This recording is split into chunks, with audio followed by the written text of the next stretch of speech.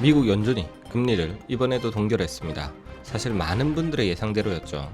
이번 FOMC 발표에 암호화폐나 미국 주식에 투자하시는 분들 외에도 이번에는 특히 한국 주식에 투자하고 계신 많은 분들도 그 관심을 더했습니다. 그 이유는 지난 한 달 그리고 현재까지도 코스피에서 말도 안 되는 폭락이 나오고 있기 때문입니다.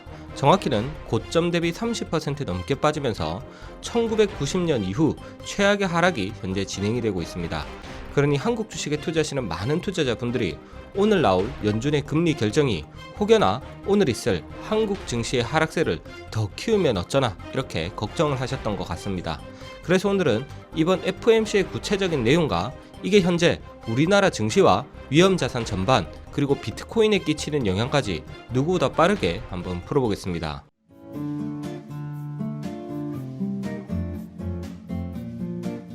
반갑습니다. 전호코인 부장입니다. 바로 무슨 일이 있었는지부터 정리해 보겠습니다. 연준은 이번 회의에서 금리를 동결했습니다. 연속 5번째죠. 여기까지는 사실 시장이 이미 예상한 그대로입니다. 그런데 이번 동결은 만장일치가 아니었다는 거죠. 연준 위원 3명이 동결에 반대를 했고 오히려 금리를 올리자는 표를 던졌다고 합니다. 그러니까 동결이 나오기는 했는데 매파 쪽 반대가 3명이나 나온 어떻게 보면 좀 이례적인 회의였다고도 볼 수 있겠습니다. 그래서 오늘은 이번 회의가 정확히 무엇을 정한 건지 한번 짚어보고 지금 코스피의 폭락 원인과 원화 외국인 자금의 관계를 한번 풀어보겠습니다. 그리고 앞으로 이게 한국 경제와 비트코인에 뭘 의미하는지까지도 한번 살펴보겠습니다. 사실 이런 폭락장에 FOMC까지 겹치면 이게 코인을 비롯한 여러 자산 시장에 과연 악재인지 호재인지 헷갈리기가 쉽습니다. 제가 앞으로도 이렇게 최대한 소식이 나오는 대로 빠르게 정리해서 전달해 드릴 수 있도록 하겠습니다. 시장의 최신 소식 받아보실 분들은 구독, 좋아요 한 번씩만 부탁드리고 바로 시작해 보도록 하겠습니다. 그럼 이번 회의가 정확히 무슨 내용인지부터 한번 살펴보겠습니다. 연준은 금리를 그대로 뒀지만 성명에서는 견제는 견조한 속도로 성장하고 있고 물가는 여전히 목표인 2%를 웃돌고 있다고 밝혔습니다. 그리고 물가 안정을 반드시 달성하겠다는 문구를 다시 넣었죠. 쉽게 말해서 이번에는 금리를 내리지도 올리지도 않았지만 여전히 연준의 최우선 목표는 물가라는 걸 넌지시 밝힌 겁니다.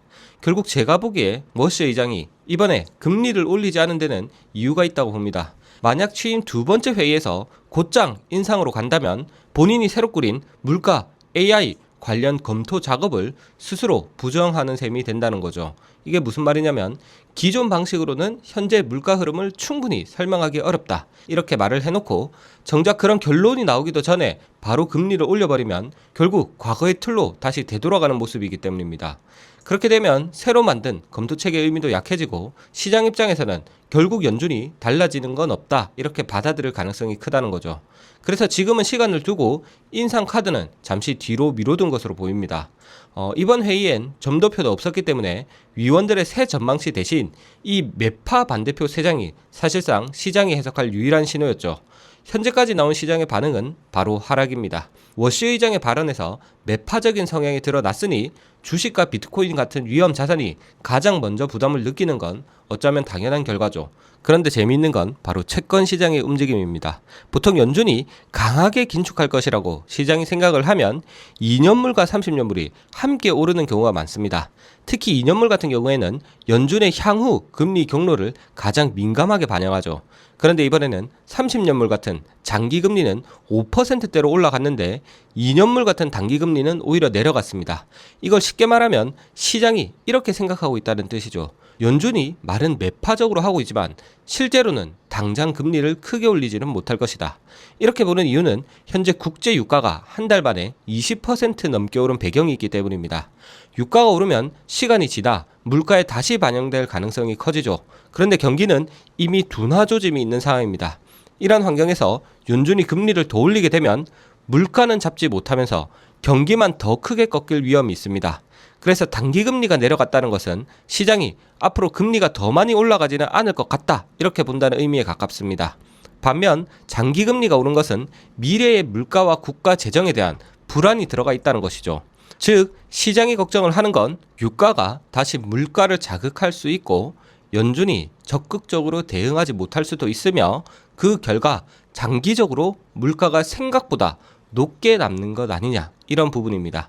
한 문장으로 정리하면 시장은 연준이 지금 당장 금리를 확 올릴 거라고 본 것이 아닌 오히려 물가를 끝까지 잡아낼 만큼 강하게 움직일 수 있을지 의심하기 시작했다는 뜻입니다. 그래서 단기금리는 내려가고 장기금리는 올라가는 현상이 나타난 것으로 보입니다. 자, 그럼 두 번째, 이번 FOMC와 한국 증시와의 관계입니다. 먼저 주가를 살펴보겠습니다. 이번 코스피 폭락은 단도직입적으로 외국인이 만든 상승을 외국인이 되돌린 사건이죠. 상반기 코스피가 사상 최고치까지 오른 건 삼성전자와 SK하이닉스로 들어온 막대한 외국인 자금이 만든 거였습니다. 그 과정에서 이 두 종목이 코스피 시가총액의 절반을 차지하는 집중 구조가 생겼죠. 그런데 중국 반도체의 추격으로 AI 반도체 상승 논리에 균열이 생기자 외국인 자금의 이탈이 굉장히 거세졌습니다. 구체적인 규모를 보면 외국인은 올해 상반기에만 국내 증시에서 143조 원을 순매도했다고 합니다. 그리고 그 물량을 온전히 개인과 기관이 받아냈죠. 그런데 많은 분들이 놓치는 부분은 통상적인 경제 논리대로라면 외국인이 한국 주식을 이렇게 대량으로 팔고 거기서 나온 수익을 달러로 바꿔 다시 본국으로 들고 나가면 당연히 원화가 무너져야 정상이라는 겁니다. 실제로 상반기까지는 그랬죠. 이런 외국인 이탈 자금 때문에 원달러 환율은 6월 초 1560원 선까지 올랐습니다. 2009년 이후 가장 높은 수준이었죠.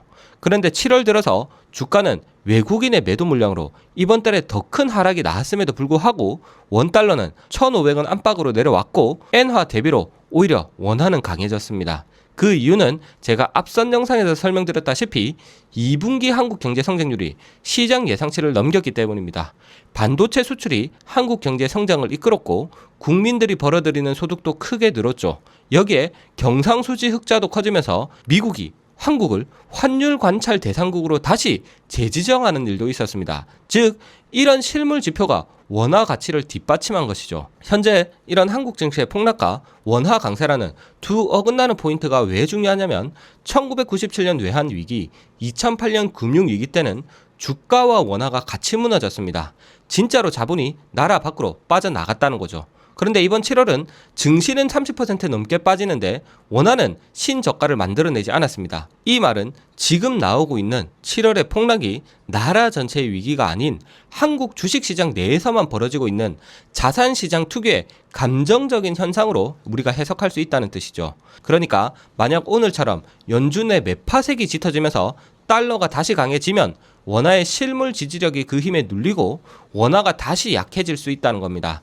그러면 외국인 입장에선 주가 손실에 환차손까지 겹치니까 매도할 이유가 하나 더 생기는 거겠죠.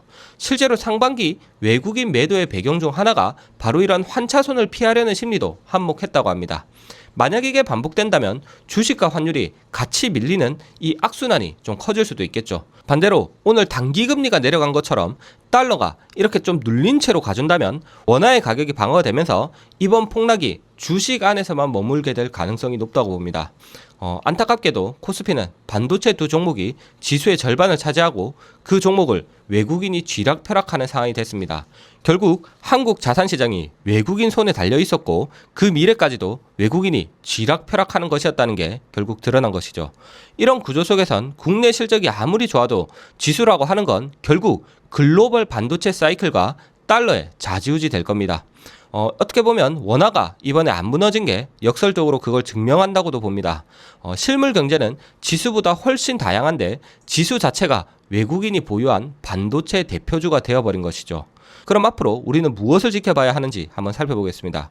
결국 갈림길은 워시 이후로 달러가 어떻게 되느냐 이것이겠죠. 하나는 동결에 이어 워시가 이번 유가 상승을 일시적인 걸로 보고 톤을 누그러뜨리는 경우인데 이러면 달러가 눌리고 원화가 지금 수준을 지키면서 코스피 폭락도 주식 안에 머문다고 봅니다.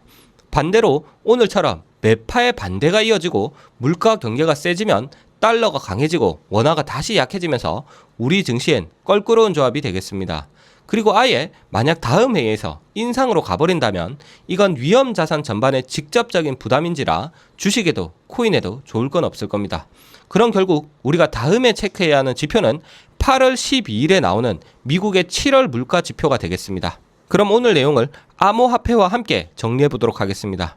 결국 핵심은 자산마다 움직이는 축이 다르다는 점일 겁니다.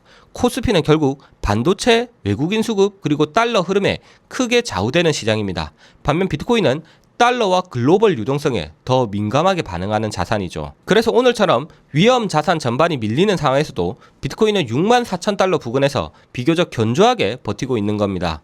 최근에는 비트코인이 기술주와 거의 같은 방향으로만 움직이던 이런 과거의 성향이 예전보다는 다소 약해지고 있다는 점도 확인이 되고 있죠.